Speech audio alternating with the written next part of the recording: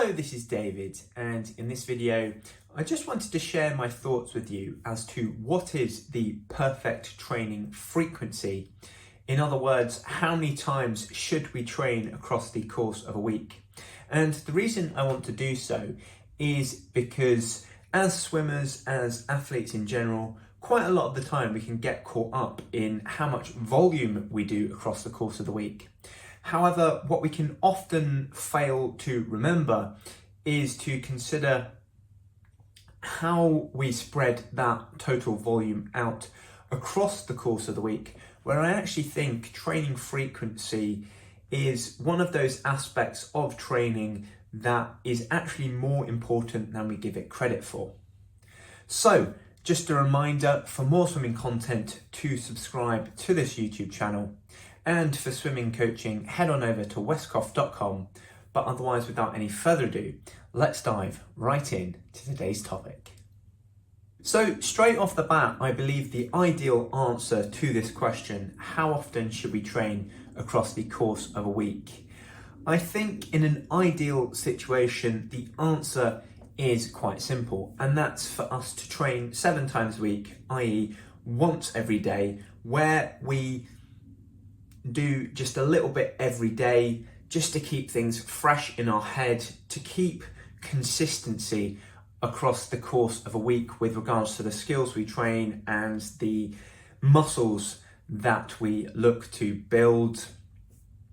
However, having said that, I think that as master swimmers, as people with limited training times on their hands, it's not always quite that straightforward, where we don't live in an ideal world, and therefore this ideal solution of doing a little bit every day, making sure that we are pushing ourselves, but not so much that when it comes to the next day we are unable to push ourselves.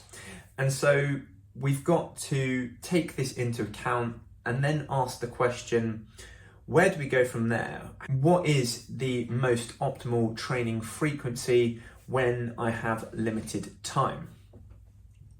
So again, I think the answer to that question is to train on as many days as you possibly can, keeping things fresh in the mind. However, if you are only able to get to the pool on certain days during the week, then naturally I think we have to start being a little bit more strategic about this. So if you were to train on a Monday and Tuesday, then I don't think that that would be as effective as if you split those 2 training sessions out evenly across the course of the week. So say, for example, Monday morning and Thursday evening, because in each case there, you've got 3.5 days between each training session.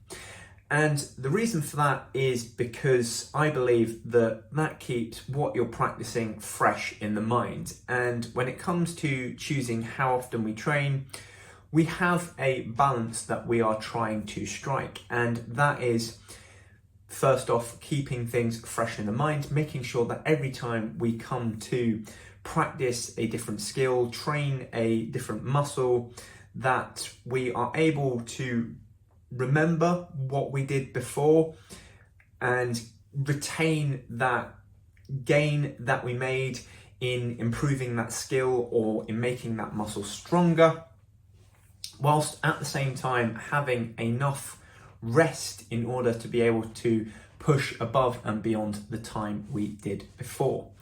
So naturally, the first thing means that we want to keep the distance, the time in between each training session as short as possible. However, if that means we don't get enough rest, the second thing that we want to take a look at, then it means that we can't push ourselves as hard, and therefore that pushes things out somewhat. So we are always trying to achieve a balance between keeping that skill fresh in the mind, the training of that muscle fresh, so that the next time we can come to push ourselves above and beyond, and we don't lose that skill, or we don't lose being able to do the skill to the level that we were before. But at the same time, we want to make sure that we are well rested enough to be able to progress beyond that, to be able to become more proficient in that skill in order to become stronger than the time we trained that muscle before. So ultimately, the answer to the question, how often should we train? And when you don't have the luxury of being able to train 7 days a week and just doing a little bit of everything on every single day to keep things fresh in the mind, but also you're not pushing yourself so hard that you're able to do that on a sustainable basis, then I think ultimately it comes down to how much are you able to achieve. And that is the first question that you want to ask yourself. How many times can you train throughout the course of the week? And then once you have got the answer to that question, be it 7, 6, 5, 4, 3, 2, then ultimately what you want to do thereafter is try and spread those sessions out as evenly throughout the course of the week as you can. So when you start doing 2 sessions plus, then you want to make sure that the distance in between each training session is roughly the same. So for 2 training sessions, that's 3.5 times a week. Again, if you're only training once a week, then you want to make sure that you are training on exactly the same day each week to make sure that the gap in between training sessions is nice and consistent. However, ideally, you are going to plateau a lot quicker the fewer training sessions that you are able to complete over the course of the week.